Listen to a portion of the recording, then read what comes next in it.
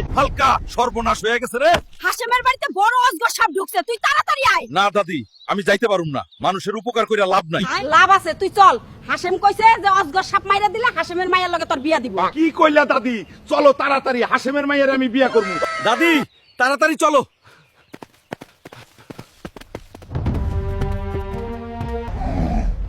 ওই সাপ, সাপের গুষ্টি মাইরা দিতে চলে আইছি।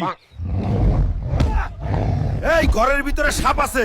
এই শালা সাপ, তোরে আইসকা শেষ কইরা দিমু।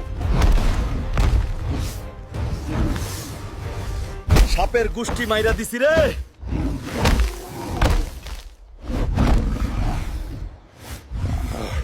সাপ তো মাইরা ফেলাইছি, এখন হাসেম কাকুর মাইয়ার লগে আমার বিয়া দাও।